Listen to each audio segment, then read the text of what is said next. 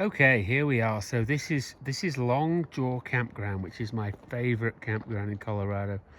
About 10 or 12 miles in Long Jaw Road, on Long Jaw Road, which is off the Poudre Canyon Road that goes from Fort Collins to Walden.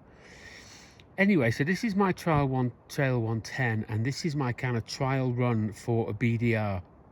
So I wanted to kind of load the bike up and do an overnighter, doing a similar sort of miles as I would on a BDR, and bringing everything that I think we'd need to do said BDR. And it's probably going to be the Wyoming backcountry discovery route next year in 2024. So today is like mid-August 2023. So in preparation for the trip, I didn't really do anything special. I just topped off the oil, made sure it's full of gas. I've got the spare tank there on the side. You know, pump the tires up, and these are, I don't know, what are they, IEC tires? I don't know, but they're the ones you can buy a pair of for about $100. And they've been on the bike since I got it, and the back's starting to look a little bit worn, but the front really isn't. But I pumped them up to 30 psi, primarily because the load on the back tire. Subsequently, the front didn't feel right, so I dropped it down, but we'll talk about that in a minute. But I didn't do, like I say, any special prep other than, you know, tension the chain and lube it. So I did buy the OEM Honda front rack here, so you can see that rack. You see the end of it, and it's great. It's about DRATV is where you get all your Trail 110 parts, and that's where I got its rack from. It was about not quite $90 delivered. So what did I bring? Well, I bought an axe, which is bigger than the... I'm carrying too much weight, by the way. I'm pretty conscious of that, but I bought an axe, which is bigger than the one that I would take on the BDR. I just couldn't find the smaller one. And then in here is a Moscow... This is a Moscow Moto roll, and I'm kind of... It's a waterproof one. They're okay. I mean, I found the plastic really thick and heavy, but anyway. So in there is my sleeping bag and a couple of merino wool base layers at this end. When I stopped at one point, I thought, you know what, there wasn't enough weight on the front and too much weight in the back. So in here is the kind of tire repair kit. So there's a pump, there is a pair of tire irons, there's a wrench to undo the wheels, and there is a Leatherman, and there's something else, and there's a drop of rain. Dagnabbit. Anyway, so that's the front. On the back, I grafted on a Givy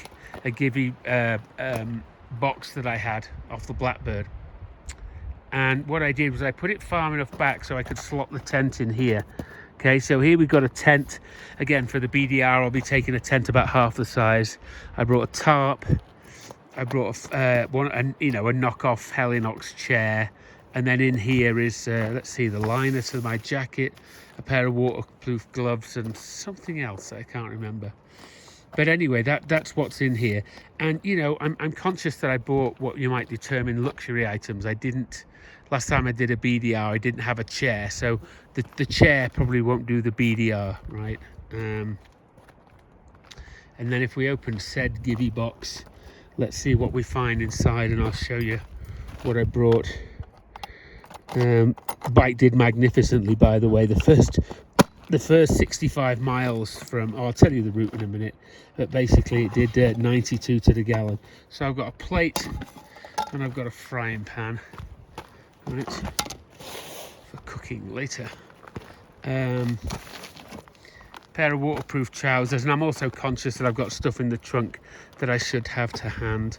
Bottle of Jim Beam, which will no doubt come in handy. You know, again, I've gone light because I'm only going overnight, but I just bought a pack of wet wipes, which will do for cleaning my visor, cleaning my hands, cleaning my balls. I think of orange juice.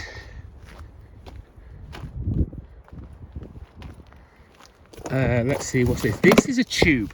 So this tube is quite hefty, because one thing I have done with this bike is I have heavy duty tubes in it, and they're thick. This is probably about 4 pounds. So I think later I'm going to try and see if I can graft that there somewhere. But this is a spare tube, because actually it was just about this very campsite in this very spot when I came up here with a friend last year.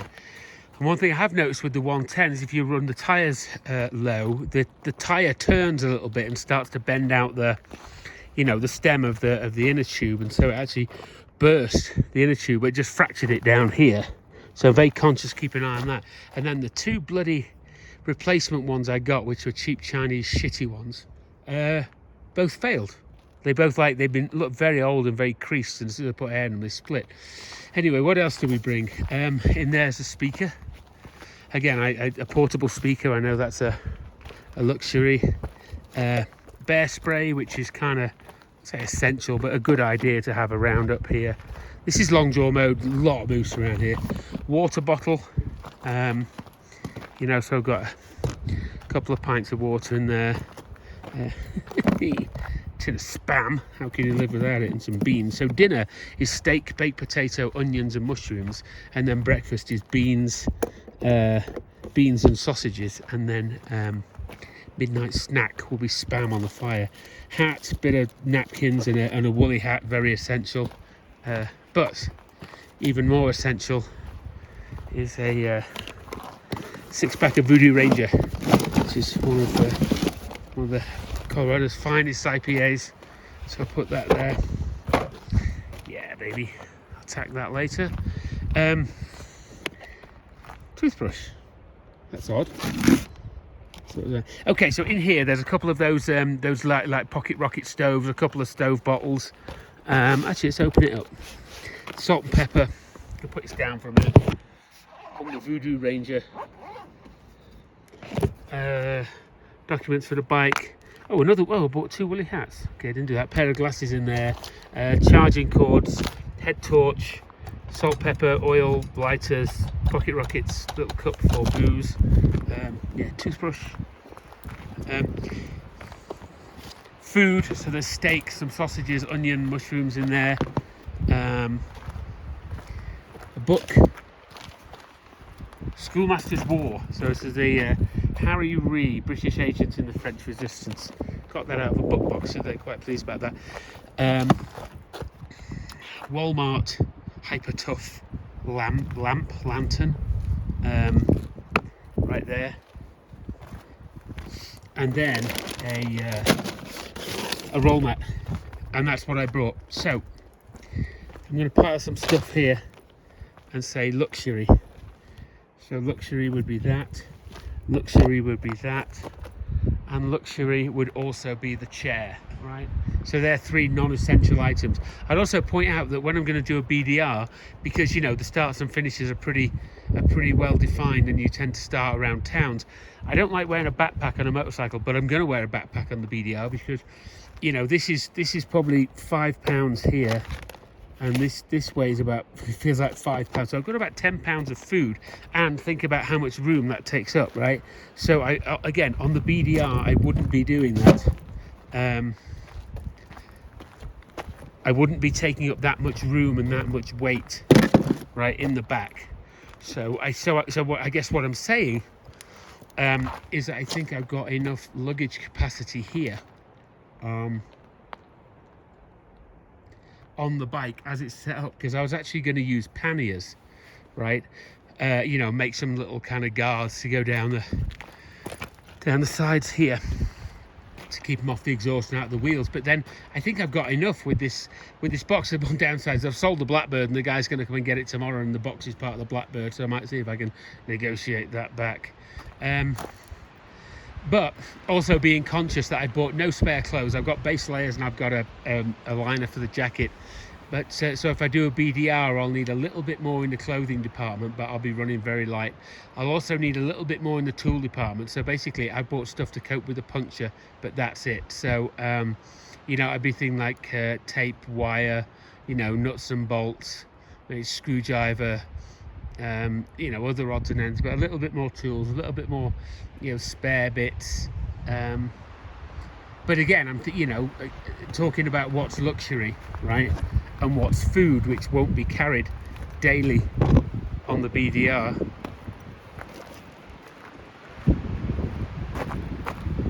Right, so there's quite a chunk of stuff there. I'll also bring a battery pack, and one thing I have to do is, it's full, these things are 6 volts, right? So I'm thinking that I did experiment and attach a USB charger to it, even though it's 6 volts, and the phone that I plugged in said it was charging. So I'm going to do an experiment, because if I can charge this while I'm riding, then everything I've got, which is my head torch, my iPod, my phone, my speaker, and my big light, can all be charged by that charging brick. They're all USB or Apple, but I have all the cables. So anyway, in terms of the bike performing today, let's see. So the first 60 odd miles were stopped. So I went from Loveland, and then I went through Masonville, and then I went on Stove Prairie Road, and I took a left, and I went all the way along Buckhorn Canyon, past Old Flowers, didn't go up Old Flowers, past Old Flowers, and onto Pingree Road. Then I got onto Poudre Canyon Road and went up to Rustic and filled it with gas, and I put in like 0.61 of a gallon or something. So this thing was doing 92 mpg across that little bit.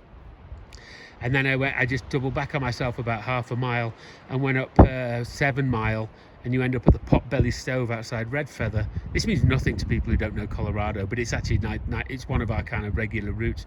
And then I jumped on the Dead Man Road, I think, which is maybe 82C, and basically followed that for probably about 20 miles to a place called Four Corners. Once you get to Four Corners, you go, let's see, would it be south? But anyway, you turn left there and you go towards Chambers Lake, which is about 20 miles from there. And Chambers Lake is a popular camp spot, and then when you get to Chambers Lake, you also jump back onto the Poudre Canyon Road that goes to Walden again, and you do about 4 miles, let's see, it'll be west, and then you turn off left on Longdraw Road, and Longdraw Road snakes in about 15 miles, and this campground is about 10 miles in. There's another campground called Grandview about 3 miles further on, which is tents only. So a total of 130 miles, and when I did fill it up at Rustic, I calculated that this bike was doing 92 miles to the gallon. Now, I'd figured 80 based on stuff I'd done before, okay, but 92 to the gallon, which was very good. So you've got 1.3 gallons on the tank under the seat. You've got 0.6 of a gallon there on the gas can. So let's say you've got 2 gallons. So at 92, you've got 180 miles. So I think very conservatively, you could say you've got a definite 140 mile range, which is just about the longest day on the Wyoming BDR. I think there's one day that's 148. So it might necessitate me bringing a, what's that? Oh, must be raindrops. Would necessitate me bringing, like, you know, a pint or two of gas. I take the chair off, but I've tie wrapped it on. I can't, I'm not strong enough to pull it off. But anyway, so that would also go in the would not be on the BDR pile, right? So like I said, I think in this configuration, I'm also conscious that, say, more weight over the front. So I might put a box on the front, right? Put a like a small Pelican case, because I have a friend who can get access to them. Or I might actually see what else I could attach right here. So maybe, I don't know, if I kept the chair, maybe the chair could go right here. And these Musco bags are pretty rugged, actually. Like I said, they're very solid material, but yeah, they're pretty decent. So that's the BDR rig up, I guess, just about. And hopefully Wyoming BDR will be done next year with 2 or 3 other like-minded idiots. Although if not, what will be, I'll do it by myself, and we'll just basically go up I-25 all the way to Sheridan, and then go west, and then pick up the BDR. I can't remember the name of the town, is it Daybrook or something like that? But pick up the BDR down there and basically hit it south to as far as Centennial. And at Centennial you go west towards Baggs, but I wouldn't do that. I would just come south, and I'd actually come through here, actually through down Chambers Lake over there, which is where I came up. So I'd come south and then just make my way home that way. So I'd chop off, like, you know, like section 1 and section 8. I think I'd kind of chop them off, but I'd be doing the meat off it. Now, weather report said it was like going to rain today, so I did find a better campsite, but somebody's got a tag on it. But I'm gonna get my tarp up over there. I've got paracord in here as well. I'm gonna get my tarp up over there and get my tent up over there as well. and my fire's going to be here, and I need the fire to cook the potato and cook the steak, but I don't need the fire to drink the Voodoo Ranger and drink the whiskey. Oh, and I won't be taking a bottle of whiskey like this on the BDR either. I'll be taking a much bigger one. So anyway, like I said, BDR kit, you know, for a Trail 110, and I think this is going to cover it. Actually, one more note, no first aid kit, which is, I realise that that's not a necessarily good thing.